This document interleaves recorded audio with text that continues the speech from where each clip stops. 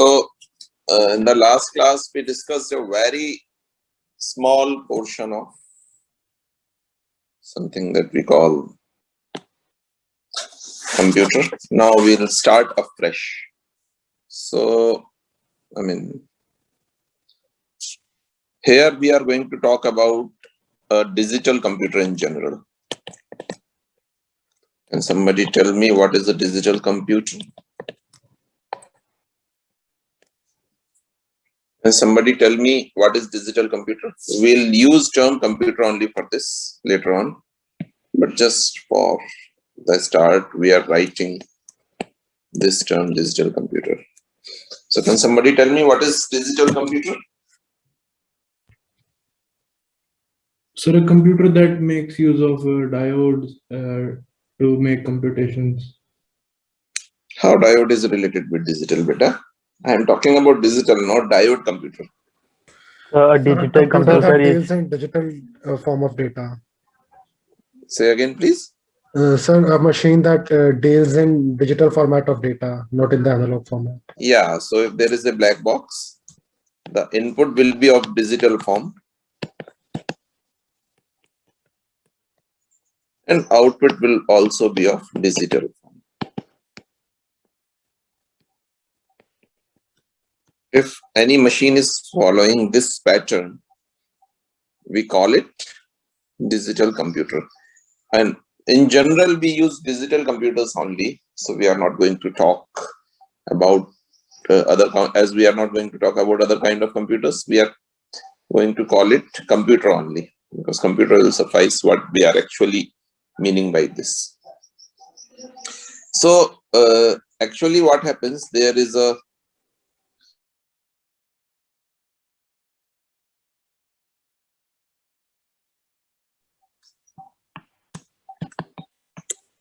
that are available with it. When we give some data to this guy, this set of instructions that we also call program is used to process this data, and we get some output data. So if I want to say one line about computer, I'll just say that data is being processed using some pre-written group of instructions or pre-written sequence of instructions and generating the another form of data. When this all is being done, we call it is a computer, and when this data is of digital form, we call it digital computer. Does it make sense to you guys? Yes, sir. yes, sir. Yes, sir. So idea is pretty simple. Digital input processed using some sequence of instructions or list of instructions that we call computer program, with the help of something that we call memory, and we are generating some output that may come over an output device or that may only reach to the memory, but some output is being generated. Then we call this process as computation, and this unit that performs that. And when I'm saying computation, I'm not talking strictly in terms of theory of computation, because their computation means something more rigorous. So whomsoever is teaching you, probably Dr. Krishnan is teaching you, he'll be talking when computation, that definition will be more rigorous. The idea will remain the same. Is it okay? Yes, sir. How many third year guys are here? Can somebody tell me? Still you are 57 only. How many third year students are there?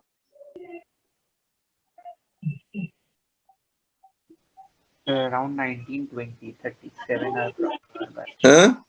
Around 1920, 19 or 20 from the third year batch, because 37 are from our batch. And where are others? So actually, the CRs have messaged on the group also, and they have asked individually also, but people are still not joining. They have messaged over the group what? About that the class is starting. Okay, but why they are not coming? Any particular reason? No, sir. There's no they're not giving any reasons. Actually, no one's replying to that. Hmm? Usually, they should have joined the class, but they're not replying to that. Okay. So the point is, why did I ask about third year students in particular? Because third year students are actually taking this course that I'm referring to, theory of computation. Did your class started? So the theory of computation is for the CSC people. We are from the ECE batch. Oh, okay. So this third year is ECE, and they'll not be taught theory of computation. Yeah, they'll not be taught. And for second year, are they EC guys? Are you EC guys or CS guys? Second year CSE. Second year CSE. So second year, EC guys will have this course in their third year, and CSE will have in its second year. This will continue to happen, or this has happened for a difference of the syllabus? Sir, the structure for the courses have been made in this way. Okay. So this will continue to happen even next year as well. Yes. Is that correct? Sir, but small part of syllabus from electronics and computer science, that is different. Like the syllabus which is given in the site, it is slightly different for computer science student and electronics student. And what is the difference? Can you tell me? Sir, around sir, let me check. So 10 to 20% topics were different. Otherwise, it was same. So what I'll do, I'll teach same thing to both of you. If there is a difference, we'll try to have it same for both the batches. So we'll try to incorporate everything. That is, kind of union of both the courses, right? Okay, sir. And if some of you find it unnecessary or redundant, he can actually switch off his mind for some time. But I'll not recommend that. Even if you have studied that, when you are getting this again in the class, maybe you can get a different insight. Fine. Yes, sir. So this is the definition of computer, and then there are many kind of computers do exist that you are already aware of. I am not mentioning all of them. I am just saying one is PC, another is supercomputer, and then there is something called workstation. I'm not going into the details of this, and there are so many. Fine. Do you want me to discuss those things, or I can just leave it now and go ahead? Yeah, sir, go ahead. I hope everybody is aware of these kind of things, right? So that's why I'm not wasting time here. So when we talk computer, then we have to go within the computer, inside the computer. Typically, there are 5 kind of units that a computer do have. And I think most of you have actually seen this earlier. So one is input. So there are all input devices like keyboard or mouse or whatever. And then there are output devices. And then there are some arithmetic and logical units. One arithmetic and logical unit. I'll detail all those 5 units one by one. And then there is a control unit. And apart from that, there is something called memory.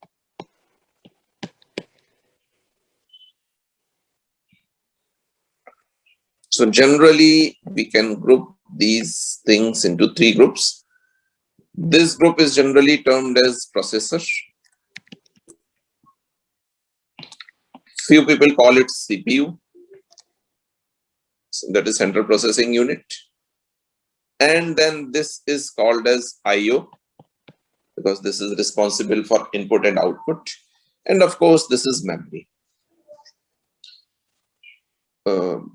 Of course, the way this has been drafted, it looks like control unit is a separate unit, arithmetic logical unit is a separate unit, memory is separate, and you want to have some kind of connection with this. But particularly as far as control unit is concerned, and we'll discuss that in detail, that cannot be tied in such a box. So, it's distributed here and there in the complete system. right? Is it okay? Yes, sir. You guys are not asking any questions. And then there is one common term that you use is program. If I have to define program in one line, how will I define? The sequence of instructions. Yes, one is sequence of instructions, but only sequence of instructions will be fine, or I need to say something else for that? To make it That do what works in a finite time. Pardon? to make it do what we need. Yeah, so to perform a task. I'm just writing sequence of instructions, halt, halt, halt. This is also a sequence of instructions. But I mean, this is not going to do any task. So to perform a task,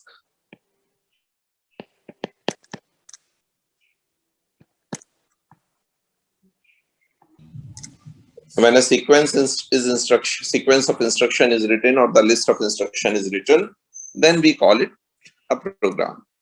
Make sense? Sir, under minimum time, matlab minimum amount of time. No, not necessarily. You can write an inefficient program, that will still be a program. You can write an efficient program, that will also be a program. So, I mean, there is no constraint that it should perform some task in the minimum time. You can always write an inefficient program, or you can write a semi-efficient program, or you write a optimal program. All the possibilities are there. So at least I don't agree with your minimum time thing. Is it? Are you agreeing with me for this? Yes, sir. Yeah. Any other comments? Any other points? हल्ला मत ना करो यार. Huh? What did you say? I could not listen. Please say again. Hello. Did you say something? Sir, I think his mic was unmuted by mistake. Okay, fine. Perfect. So generally these programs are stored, in fact, almost always these programs are stored in memory. Right. So there are different kind of memories that we'll also talk about, but these programs are stored in memory. And processor takes this program, or you can say instructions, from there. And I mean, this happens generally one by one, as long as there is no jump instruction or something like that. And then with the help of CPU, it is executed over the data that may come from input or output unit, or at times that may come from memory, and generates some output. Right? Is it okay? Yes, sir. Yeah, sir. So in a way, we can say that computer is completely controlled by stored programs, except for possible interruptions that may come from outside, or by in some input or output. Is it okay? Yeah, So sir. many times it can be said that computer is independent in itself. Why independent? Because it is being controlled by the program that it already has. Earlier, there used to be cases where you fetch programs, because there was, okay, I'll talk about that later when I'll talk about more in memory. But even in that case also, that program was stored somewhere in the computer. So I'll talk about that I'm not talking about. And then there is something called data. So how will you define data?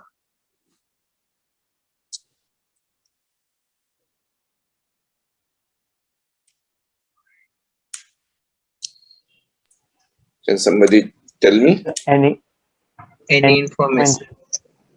Yeah, so if you are going to make a very generic statement, any information is data. When I'm talking about some digital computer, I'll say that any digital information is data. But when I'll narrow down my idea a little bit and I'm talking about this course in particular, so in that case, I'll say data is some kind of number or character that is used as operand by the instructions. So instructions, or you can say program, that it is taking as input, that we call as data. Of course, the output is also called data only, right? So that a program takes as input and generates. That can also be termed as data, right?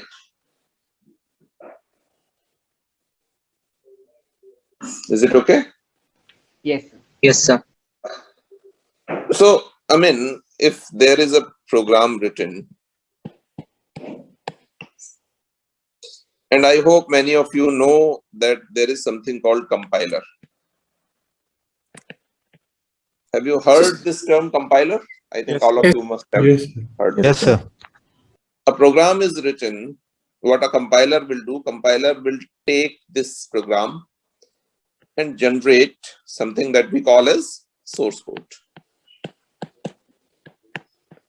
Is there anybody who is not aware of the term compiler or source code? Please let me know. I'll explain that. If there is nobody, I can go with this term. If anybody is there, kindly ask. No, it looks like everybody is aware of this. So, a compiler is taking program as input and generating source code, right? Is it okay? Yes, sir. Yes, sir. And compiler itself is a program, right? You know that compiler is a program. Compiler is nothing but just a program, right? Yes, A big sir. program. Yes, sir. Yes, sir. So in a way, this program that is going to be used as input, this will also be data. And the source code that is being generated, that is also data. So getting my point, I'm just trying to give an example that a program may itself be a kind of data, right? Yes. Is it okay? Yes, sir. Yeah. Fine. Let's go a little bit ahead. So now we'll talk about these 5 things that we actually drew earlier. So first is my input unit. Nothing much to talk about this. So input unit is what? So computers will accept through some device that we call as input unit. So it may be a keyboard where a key may be pressed, or it may be a mouse where some motion will be captured, or it may be a joystick where some kind of pressure will be read through, or a trackball, or whatever. So anything that is used for capturing the data or capturing the values that are coming from outside, that is called as input unit. All of you know that, right?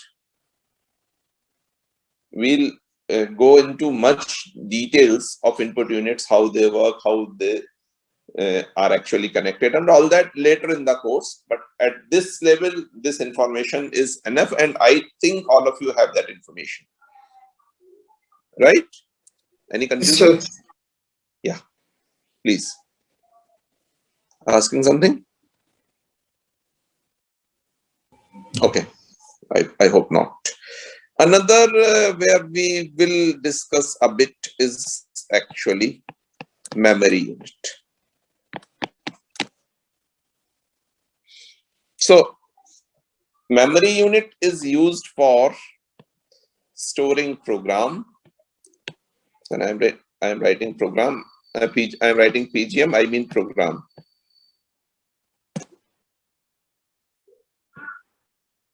So it is used for storing program plus data. Okay.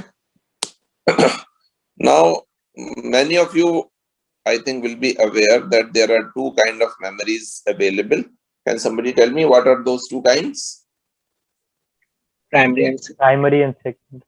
Exactly. I'm talking about that only. Primary and secondary.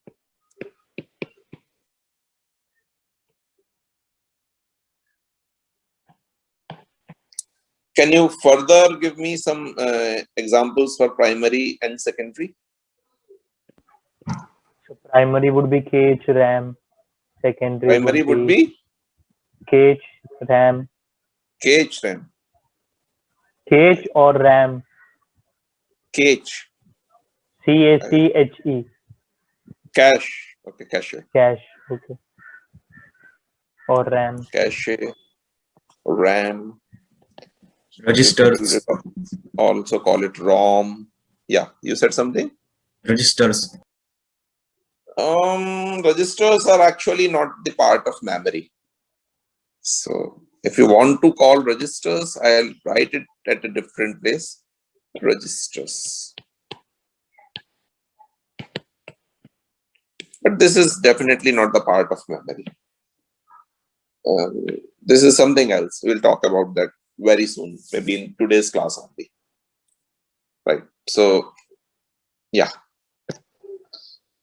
And if I'm going to talk about the secondary memory, what all I'll talk about.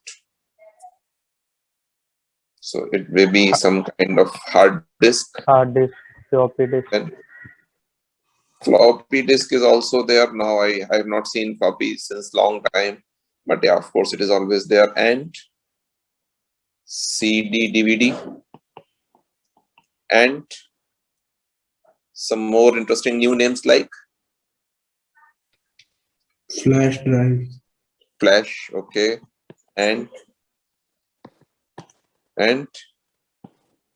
one more name I want that is now replacing Solid hard state disk. drive. SSD. Yes, SSD. That is now fastly replacing hard disk. Yeah, okay, fine. Can you give me a distinction between both? Okay, you have give me the examples of primary and secondary memory. If I want to ask what is the difference between both, now that difference is actually getting, blur. But even if I want to ask you a difference, how will you differentiate? So secondary memory is non-volatile.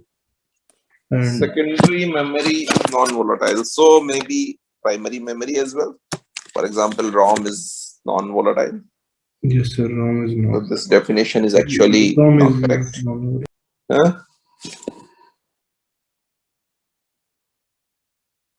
Tell me. Sir, secondary memory is the memory that the computer can still function without. It's not necessary for functioning. It's not necessary for functioning. In a way you can say that, but okay. What else? It's not true always, but in a way you can say that. Fine. What else? So primary memory is a kind of internal memory and secondary is external. Yeah, that I agree that it is kind of internal memory and secondary is external. And generally we call it because of this and because of its construction that used to be earlier. Now that is not the case. Primary memory is little fast than secondary memory. But after SSD and flash, this distinction, this difference has got blurred, right? Sir, it's about being accessible, like primary Yeah, memory so is directly internal accessible makes by it CPU. different. Internalness makes it different. But generally, earlier the hardware was also making it fast and slow, and the cost of secondary memory was cheaper, and cost of primary memory was faster, right? But yeah, that is getting blurred now. But what I'm more interested is, and I'll be discussing that into much deeper detail later, is memory organization. So How is memory actually? So if I'll call this memory, there are small cells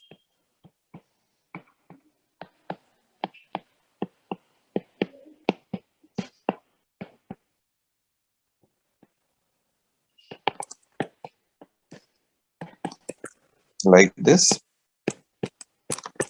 where you can store a single bit, right?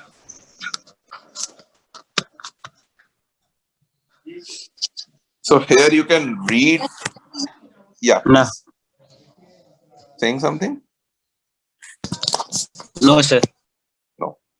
So these bits, these cells can store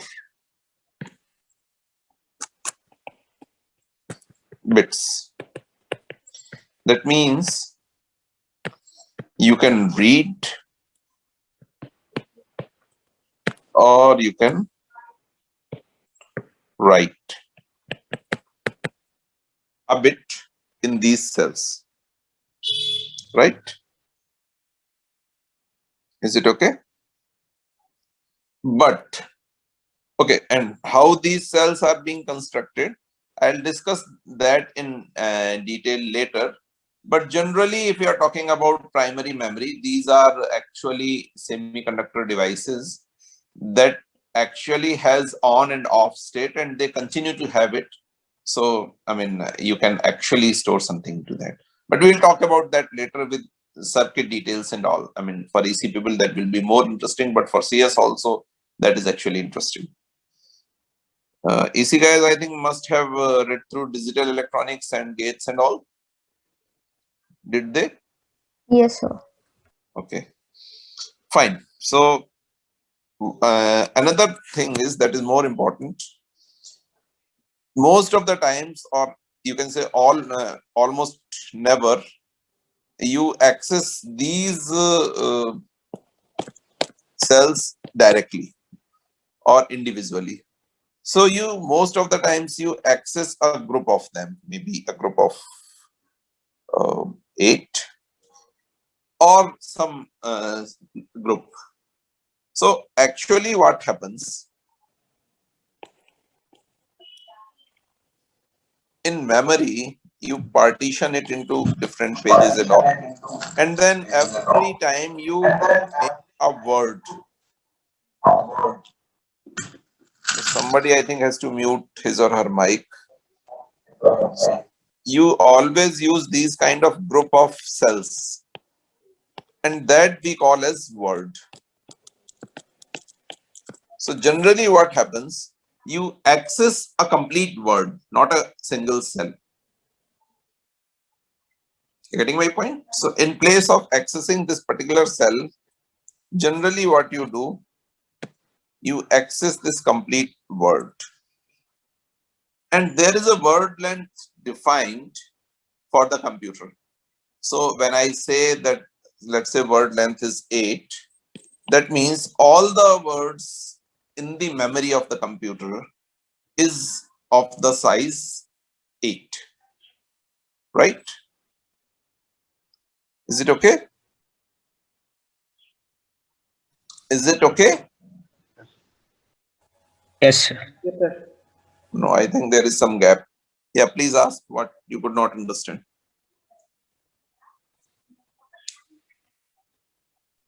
So it means 8 bits will be there in one word. Yeah, that's right. That's one thing. More, I mean, that is just an example. When I'm saying 8 is the word length.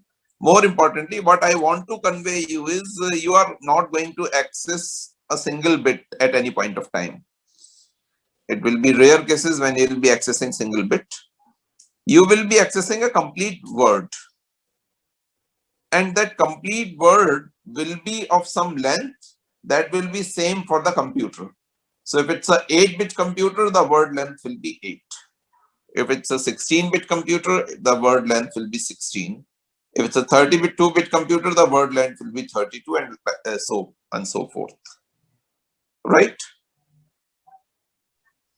Is it okay? Yes, sir. Yes, sir. Yeah, Yes, sir. sir. So I think you must have heard like 8-bit computer, 16-bit computer, 32-bit computer, and all that. Whatsoever computer you are using, what is the word length for that? Can you tell me? 64 bits. 64 bits. 64. And what does it mean? So it means actually two things. One, actually this is one thing only, but that will be actually used two places. So generally, the size of word in this computer will be 64. And two, the size of general registers in the ALU, we'll come to that later, will be 64. So there will be different length of registers as well, but generally it will be 64, right? Sir, actually, it is the maximum bit length of a word. Maximum Bit length. I mean, word having the maximum number of bits. No, words are of all the same size. There is no maximum or minimum. So when I say 8, all the words in the memory will be having 8-bit.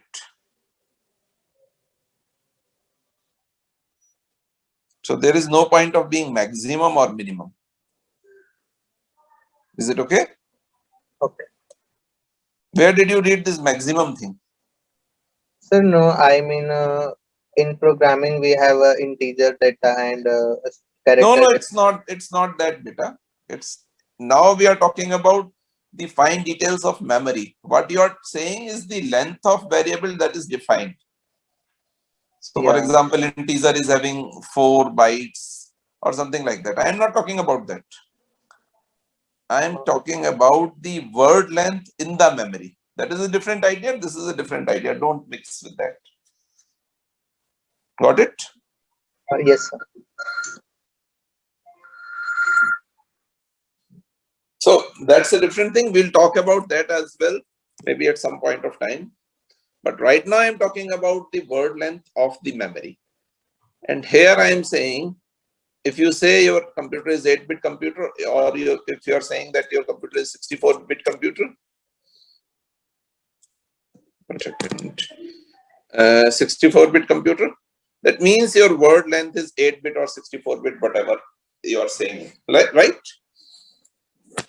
Is it okay? Yes. Now, generally you write this word or read this word in one go. So then there is a mechanism that we call addressing, and we'll talk about that in much detail. That is used for getting the address of any of the words. So for example, if I want to access this particular word, how will I reach to this word? So this word should have an address. So it's like a house. So I want to reach a particular house. I must be aware of its address so that I can reach there. And that address should be in such a way that control unit can help you in reaching there. So for this, an idea is used that is called addressing, and all of these words do have addresses, right? How does that address is being used and how does that address is being constructed, that I'll talk about. But the idea is all these words have an address, and those addresses are distinct. So every word has a unique address. So no two words can have same address, right? Is it okay? Yeah, sir. Yes. So, Yeah, please ask. Somebody wants to ask something? Hello, sir. No. Hello. Yeah. Suppose that in these two blocks, the word are same, but the address will be different. Like, Words are same. You mean the content of words are same? yeah, I'm talking about the content. That may be possible. Yeah, contents may be same at any point of time. Yeah. But the address will be unique for each block. Address will be unique for each word. Even address will be unique for each bit as well. But I'm not talking about that right now. I'm just saying that address will be unique at least for each word, so that every word can be accessed separately without any confusion. No address resolution problem should come into that. Make sense? Yes, sir. Thank you.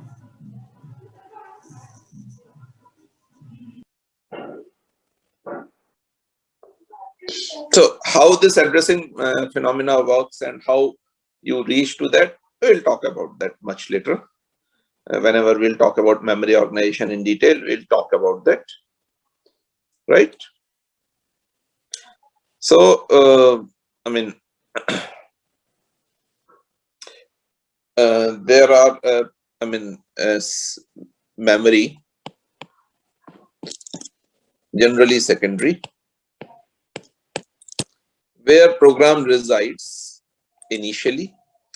When you want to use this, you bring it to maybe RAM, and then you bring it to maybe cache, and then you bring it to register. And the same path is then followed back for the data. So this is something a data generally follows. How this exactly happens, we'll talk about that. But generally this happens. So you take something from secondary memory to RAM, and then from RAM to cache, and then cache ultimately will go to some kind of register in the ALU. What register is actually, I am just going to talk about that. Make sense? So the starting direction was of input and the final direction is of output. Like, yeah, but the more relevant question could be why we are having these many steps. okay. So generally, when you are going from this to this,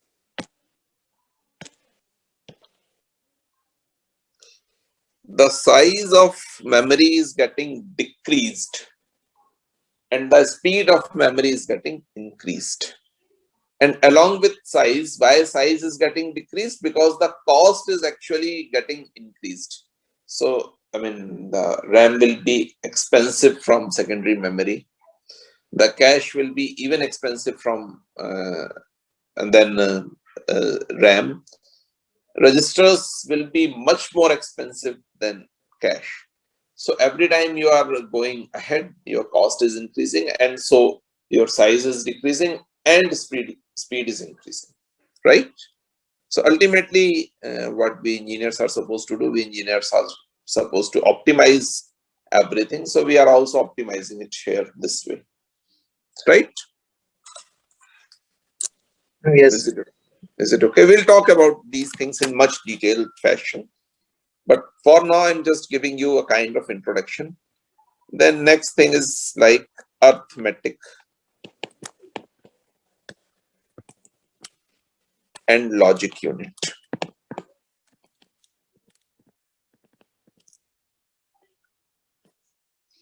Yeah, so arithmetic and logic unit is something. First thing, it is the part of processor. Second thing, what it actually does, it performs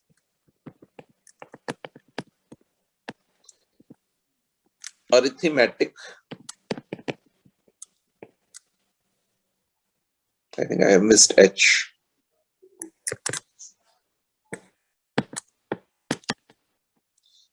And logical operations.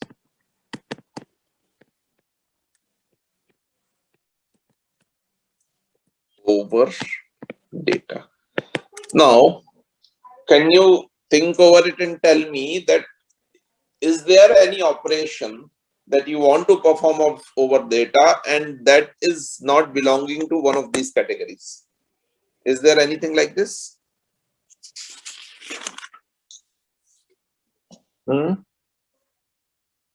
So when I say arithmetic operation, I typically means addition, multiplication, division, Storing, reloading of data. subtraction. Pardon? Just reloading a data into some register. These instructions No. would So be. you are doing that. That's a different thing. But ultimately, when you are having some data, what all you want to do with that data? I mean, for doing these two kind of operations, you may do 100 things, but actually, do you want to do something other than this? Like you're saying, what do we do with the data? We perform only these sort of operations. I am just asking you. Yeah, I am not saying. I am just asking. in the class, because you are not asking anything, so I need to ask. So, sir, according to me, barring these operations like store or whatever, if we have the data, we I would am not barring perform. any operation. I am saying you are doing store because you want to perform these operations. Yeah. Yeah, that's what I'm saying. I am not barring any operations. Okay. So actually, if these two kind of operations you include, do you have to include some other third kind of operation, or is it rigorous? I mean, it is complete. It is rigorous, sir. It is complete. This list is complete. Yes, sir. So logical and logical or. Yeah. So logical operations may be many, logical and, logical or, XOR, and all that. But the point is, you just want to perform these many operations, nothing else. So this unit is the main unit. Every unit is for this unit only. आपकी memory होगी कि आपका input होगा कि आपका output होगा, जो भी यूनिट है एक्चुअली वो इसी के लिए रहने वाली है, खाली इसके लिए, है ना, खाली इसके लिए रहने वाली है, और किसी भी चीज के लिए यूनिट आपकी नहीं है. ठीक है? Is it okay? Yes, sir. So means that hello. Yeah. So every operation on the data will be performed in this logic, matlab arithmetic and. You tell me. You want some other operation to be performed? No, I'm just asking that. Matlab, whatever the operations will be done on the data, so matlab, every operation will be done in this unit, like arithmetic and logic unit. Yeah. No, I am not saying all the operations will be done in this unit. I am saying all the operation that you want to perform is actually these two operations. So those will be performed in these units only. So there will be other operations like storing and all that. Yeah. But these are actually not the operations that you are looking for. What you are looking for actually will perform in these units. You're getting my point? Yes, sir. So for that, we have something called registers.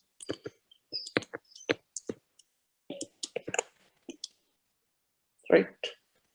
So arithmetic and logical operations are always performed using registers. So in arithmetic and logical units, when operands are brought, they are stored in high speed storage elements that we call registers, and registers can store one word of data generally.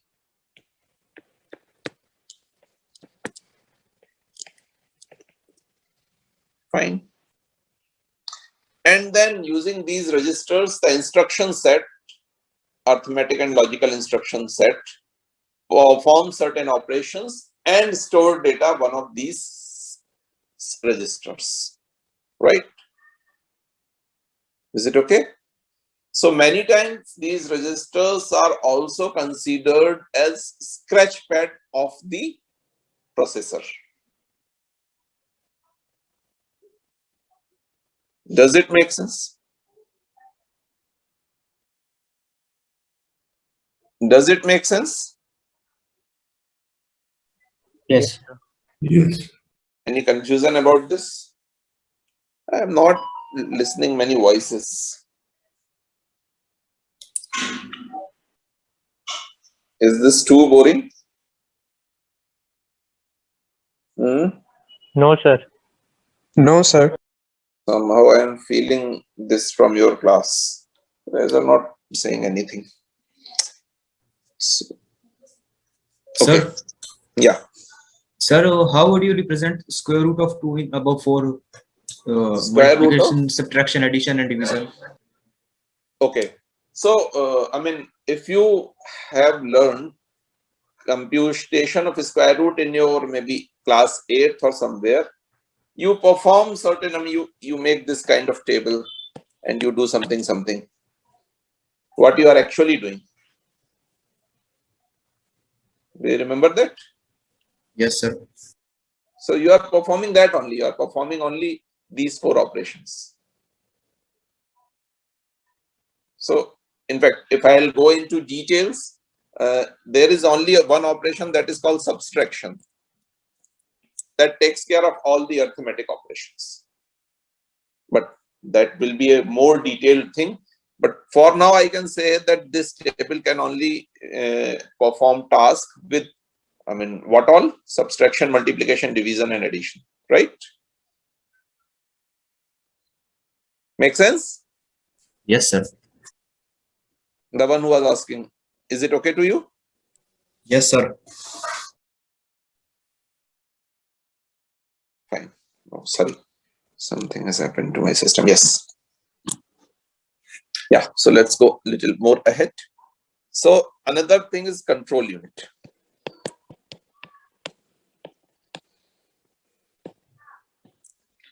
This may be called as nervous system. So yeah, somebody can tell me what a nervous system actually is? It takes care. So it's like a coordination point. Sir, it helps with coordination. Nervous system or nerve center helps in coordination? No, beta. Coordination of commands, essentially, like it gives instructions to. You have a body. You definitely have a body, right? So your nervous system does coordination or something else? It definitely does not do any coordination. What it does? So it It transfers actually signals. transfers the information from one. No. So I think you need to understand more about nervous system or nerve center. What it actually does? Can somebody tell me? So respond to stimuli from outside. Huh? Respond to some stimuli from outside, like the No. nerve So system. it transfers signals from brain to sensory organs and back. Signals from brain. And what those signals actually do? So, for example, if you want to lift your hand, does nervous system come into place? Yes, sir. Yes, Yes, sir. sir. Yes. What it actually does? It transmits the signal to the It muscle. transmits the signal from brain and it tells your hand to get up, right? Yes, sir. Yeah, sir. So in a way, it is generating signals that controls the whole body. Yeah. Yes, right? sir. Yes, sir. Similar thing is being done by control unit. So it generates timing signals. And this timing signal is used for performing operations here and there, now and then. Right? Is it okay? Okay, sir. So, the timing signals are the signals that govern the transfers and are generated by control circuits. And timing signals determine when a given action has to take place. Even your data transfer from processor to memory is also controlled by timing signal only. So, when we'll see timing signals, there is something, this kind of diagram we'll make. And then on the basis of few circuitry combinations, this is being performed. When we'll see control unit, we'll understand it more closely. But the idea is it is generating required signals so that the required operations can be performed. Right? Is it okay? Yes, sir. Yes, sir. And then one thing is output unit. I am not going to talk much about that. You already know that. So output unit is something that is counterpart to the input unit. And it is used to send information to outside world. So printer may be one possible thing, screen may be another possible thing. And number of them. So I don't need to mention about that, right? Is it okay? Yes, sir. So after this much discussion, Now I can say a few things as the operation of computer in following words. So computer accepts information in form of program or data.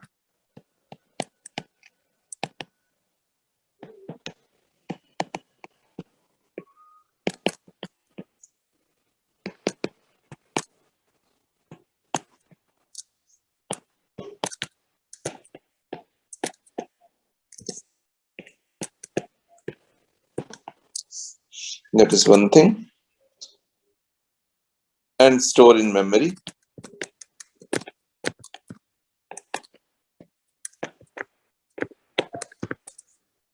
What is the other thing? Generates, gives the output.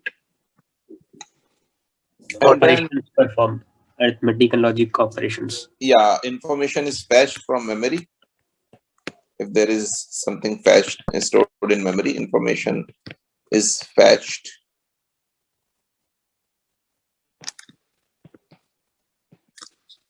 From memory.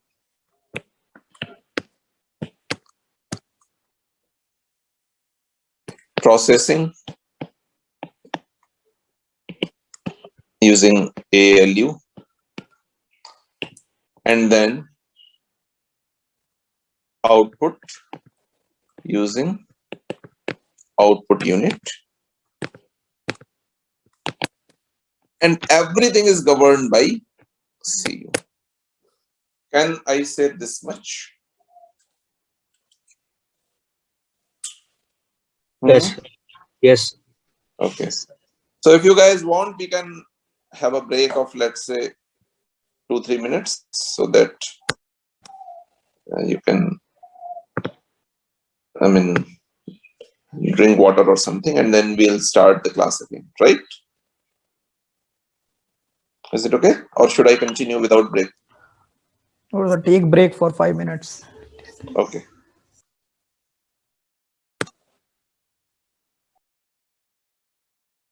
This operation is actually leading to, at LOCA, this is the memory location, you will still end up having value 42, 48, and at R0, now the value will be what? 80. So in a way, it is adding the value 48 with 32 and storing it at R0 without altering the value at LOCA. Right? Are you able to understand this? Yes. Yes, sir. So this is the process that this instruction is going to perform. So now how will this happen actually? So first of all, this instruction will be fetched from memory. So it will be stored somewhere in memory. From there it will be fetched. And after fetching it from memory, this instruction will be decoded. The processor will decode it. After fetching and decoding, so fetch and decode,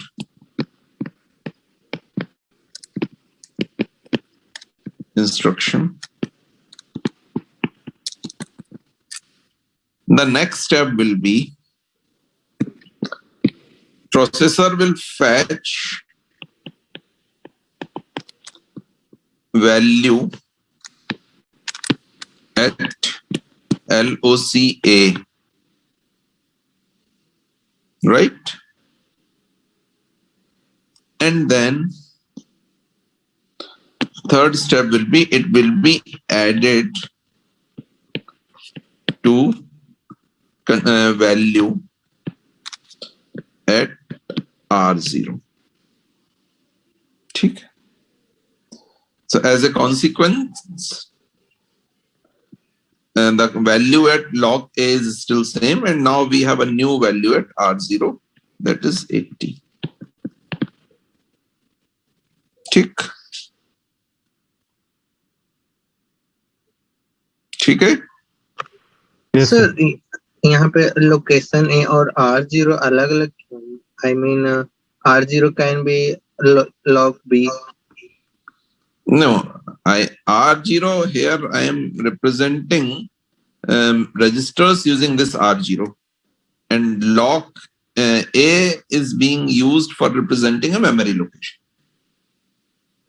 So I am telling about you an instruction where the content stored at a memory location is being added to the contents of a register.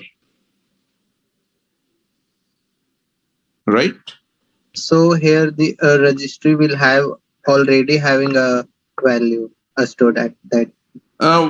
That's one thing. Second, it never happens that any register or any memory location does not have any value. It will have some value, whether it is your stored value or it's a garbage value, but some value will be there. Okay. Fine. Though this instruction is little inefficient, the efficient instruction will be something like this.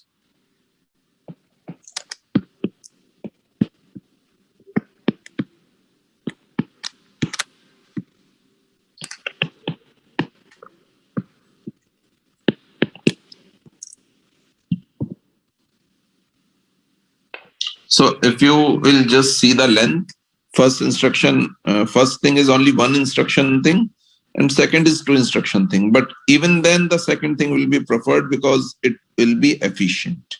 How that will be efficient, that we'll talk later when we'll actually going into the detail of the instructions. So in this case, what is happening? So first of all, you are storing the content available at memory location A to the register R1. And in the second step, you are adding the contents of register 1 to the contents of register 0 and when storing it at R0. Fine? Is it okay? Yes. Fine. So here now there will be two instructions that will be fetched and decoded.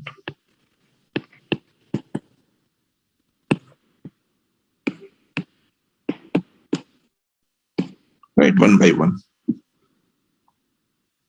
Is it okay? Is it fine for you? Yes, sir. So now let's see how this is actually happening. So just see now, just see the connections between processor and memory. So how a processor will look like and how memory will look like. So I'm not going into the details of memory. There will be a memory block. I'm going in slight details of processor.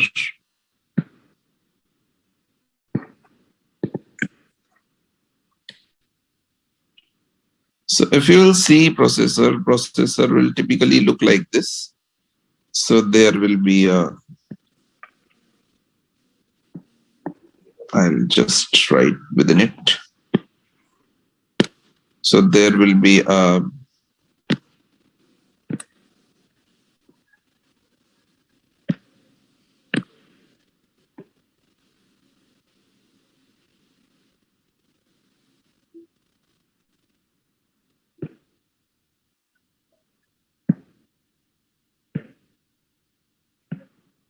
so there will be a memory address register or MA. I think I have taken something wrong. There will be something called memory address register. There will be something called memory data register.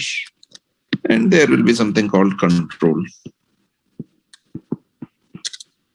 With these things, your memory will be directly connected.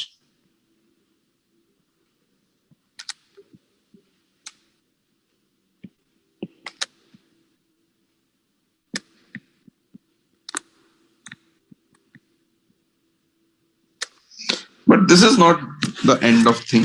Then there are more registers available that we call PC. What PC is, I'll tell you in a minute. and there is something called IR, and then there are general purpose registers. Two of you have already seen that. So maybe R0, R1, and up to Rn-1, depending on the architecture of the processor.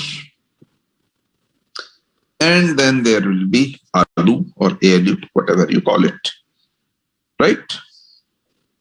So this MAR is nothing but memory. Okay. So, yeah.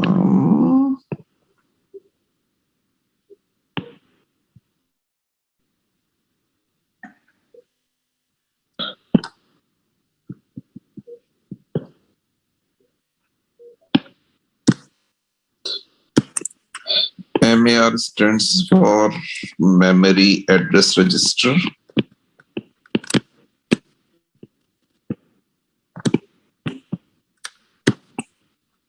MDR stands for Memory Data Register.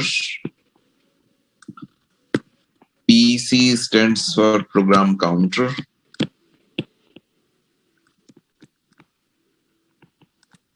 And after PC, IR stands for Instruction Register.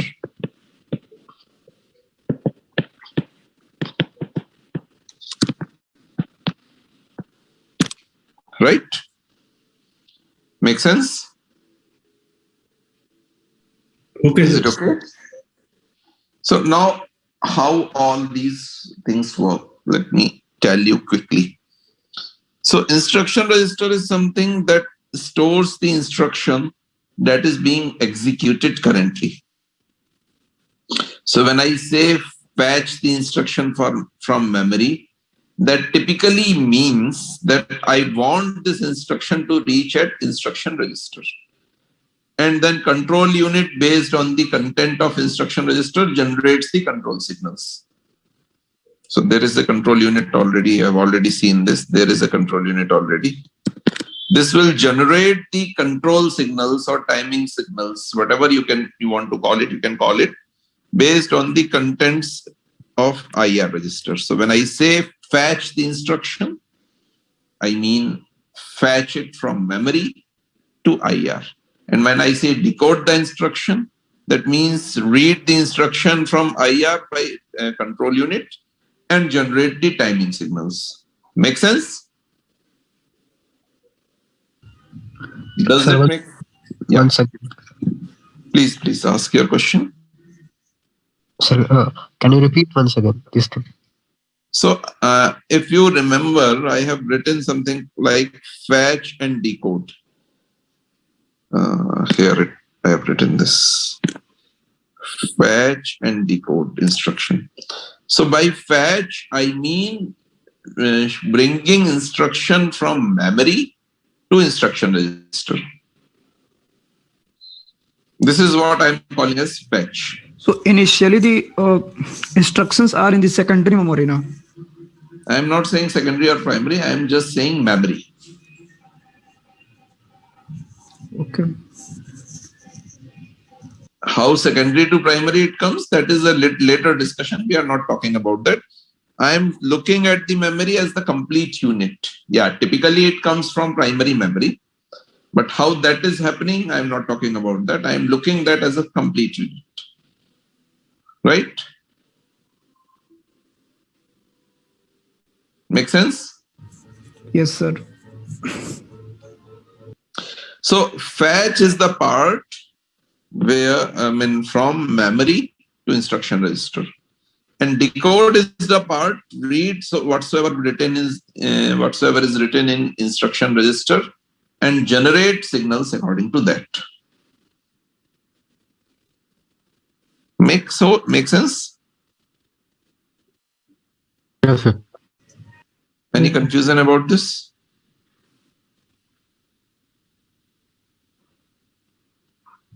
No, sir. Now let's go a little ahead. How this IR is getting instruction. That is another part. So for IR, getting the instruction, three things will actually come into picture.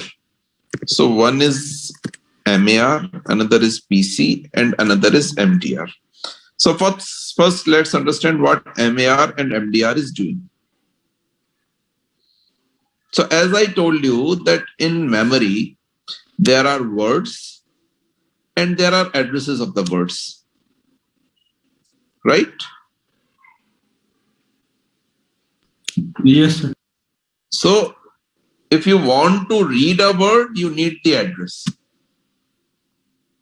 And if you have an address, you can read the word, right? Yes. So address is stored with memory address register. So whatsoever address is actually you are trying to access, or whatsoever word you are trying to access, that address will be stored as memory address register. When you'll read it, whatsoever you will read it, that will be stored at memory data register. So I mean that is actually both ways. So if you want to write something to memory, that will also go to memory data register.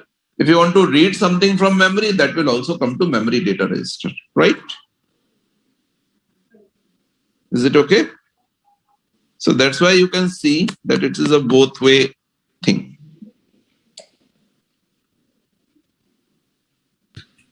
Is Yes, it okay? sir. Yes, sir. So you can see that it is a both way thing. And of course, I mean, I have done something wrong. This is not going to be a both way thing. Right? Yes, sir. So, sorry, I deleted it a little further.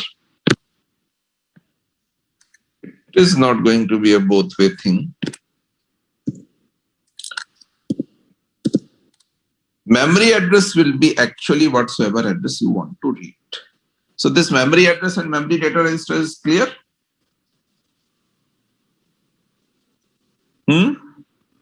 Yes, sir. So in process of fetching the instruction, memory address register will tell memory that I want to read from this address, and that instruction that is written on that location will come to memory data register, and from memory data register to instruction register. Right? Is it okay? Yes. Hello, sir. Suppose that we are fetching some instructions. So it means that we are fetching address of, indirectly we are fetching addresses of those instructions now.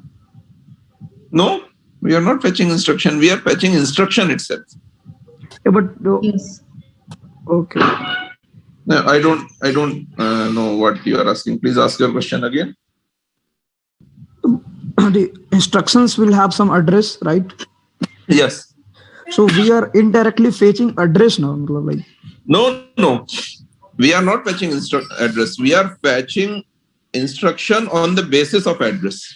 So MAR is telling memory this address I want to read, and MDR is actually taking data from that location, and at that location the data is actually instruction. Okay. Samajh. Now from where this address is coming? So this address is actually coming from program counter. So program counter keeps the track of the execution of the instruction, and it stores the next memory location where the is stored. So if it's a sequential execution, it will always store the next. So if suppose you are currently executing instruction that is stored at location 100, it will store the number 101. At some point, it is possible that there is a jump instruction. So in that case, program counter will actually store the address that is coming after jump. So suppose you are jumping from 100 to 120. So in that case, it will store 120, and then it will ask memory. It will ask to memory using memory address register 120. So program counter is something that is actually keeping the track of the sequence of the addresses that has to be used for fetching the instruction. Make sense? Yes, sir. Are you able to understand this, or it is too, I mean, I have spoken too much and you are not able to understand this? Any questions, any queries? The question may be like, I could not understand anything. That is also fine. That question is, or that comment is also welcome.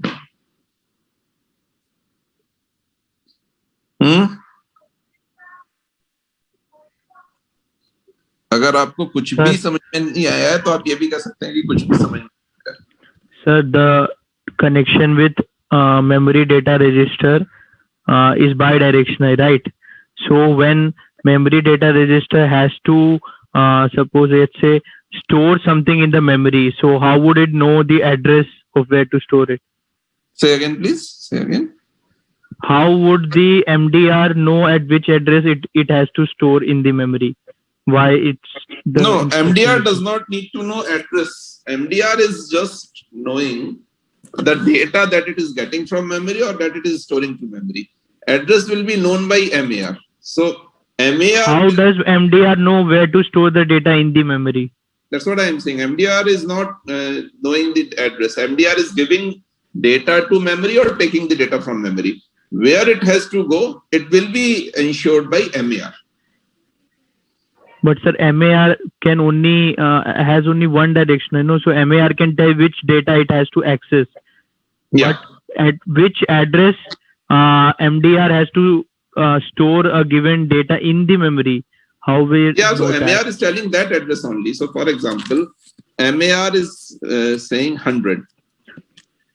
So MDR, whatsoever MDR will give to memory, that will actually reach to 100. Okay, sir, So got this is it. the 100. Now the only point that may be probably important for you, how will it know whether it has to read or it has to write? So there are read-write probes that actually tells, I mean, those actually come from control unit.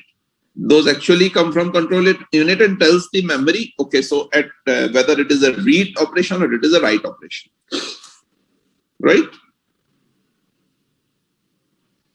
Does it make sense?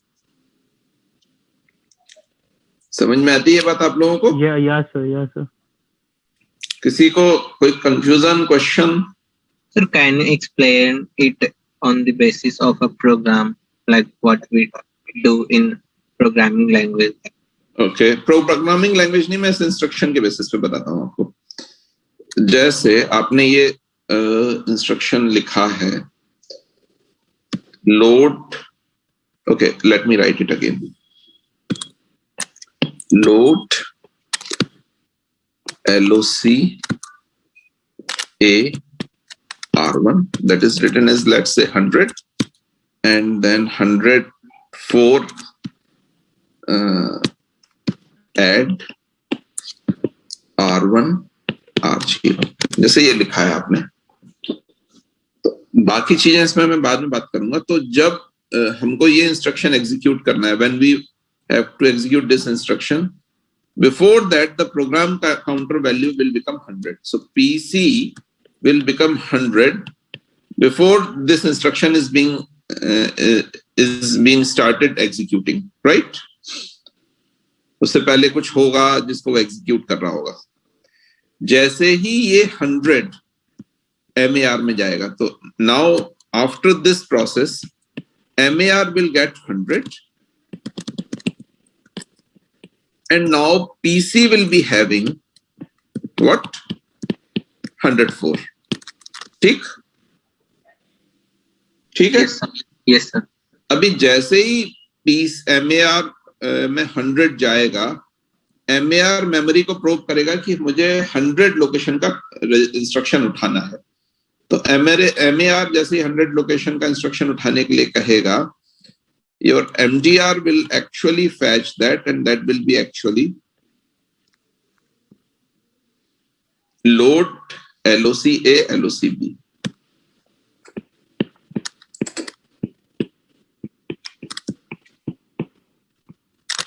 ठीक है?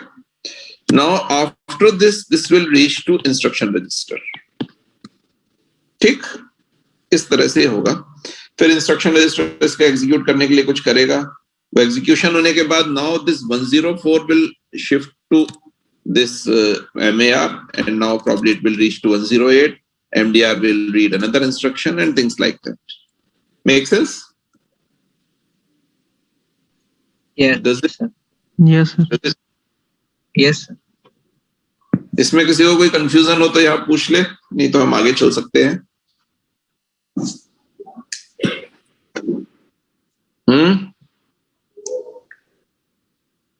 Any confusion with this? Huh? No, sir. No, sir. तो normally operation ऐसे ही perform होते हैं. इसमें कभी कभी ऐसा होता है कि कुछ चीजें आती हैं जिसको आप कहते हैं इंटरप्ट्स.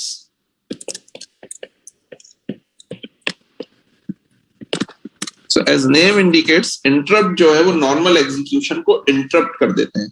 तो कभी ऐसा होता है कि आपको कुछ बहुत इमरजेंट चीजें करनी होती हैं जो ज्यादा जरूरी होती हैं इन नॉर्मल एग्जीक्यूटिंग इंस्ट्रक्शंस से.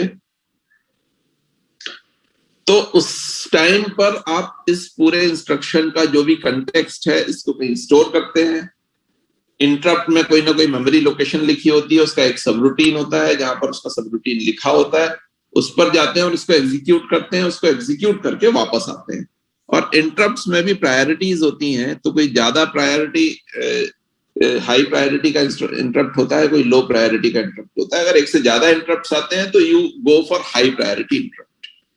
So that whole is actually interrupt. So interrupt service routine, interrupt priority. When we'll discuss about interrupts in detail, we'll talk about that much, right? Is it okay? Yes, sir. Yes, sir. तो आज हम लोग यहाँ पर रुकते हैं क्योंकि आज फिर मैं आप लोगों से समझ लेता हूँ कि आज की क्लास में आप लोगों के क्या इनपुट्स हैं.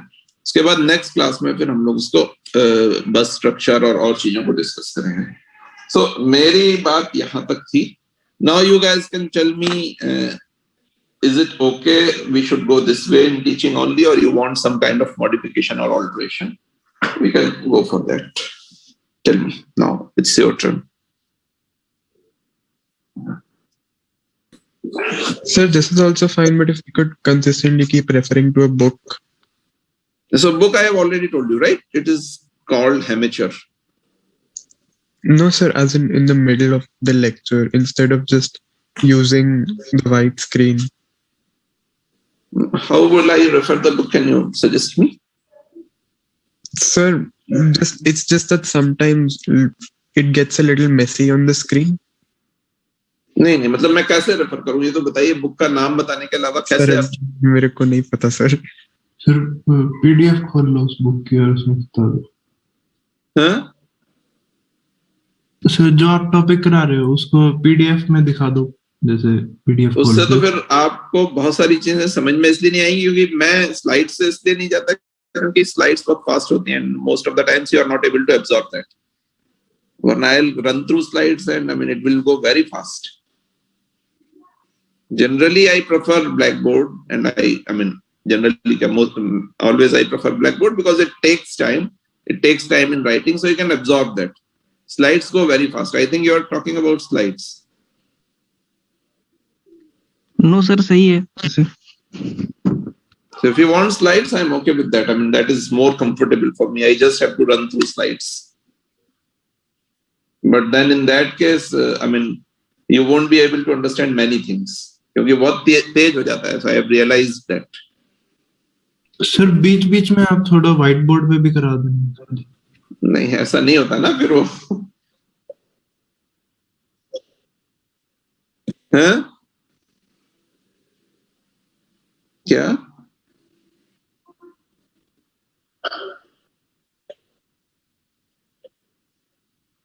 Presentation help a lot in sleeping the class and later on seeing the presentations. नहीं, उसमें फिर जनरली होता ही है कि आप लोग कुछ भी सोचते नहीं है, देखते नहीं है और बोलते नहीं है. that actually happens consistently. फिर आप ये मानते हैं कि ये स्लाइड्स बाद में मिल जाएंगी, इनको हम बाद में देख लेंगे. I mean, at least I have seen this, I mean, in multi institutions. इसलिए मैं उसको अवॉइड करता हूँ. Any more inputs apart from this?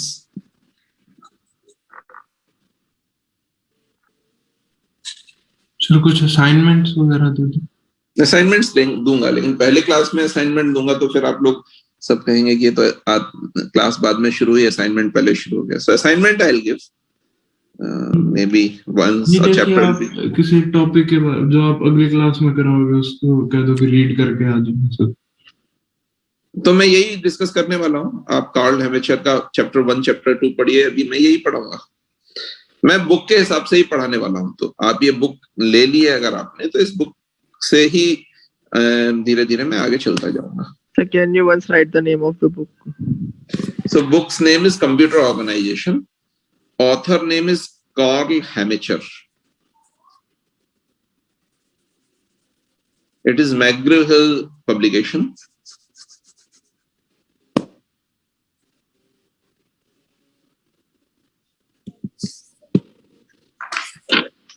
So I'll give you assignments. Don't worry about that. And if you want, although there will be very few students who will be reading before the class. In fact, I am not expecting you to do so even.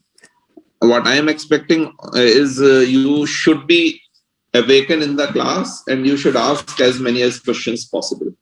That so far you are not asking. अगर आप उतना करेंगे तो मुझे लगता नहीं कि आपको कहीं कुछ समझने में दिक्कत होगी. ठीक है ना? Yes, sir. Any other points?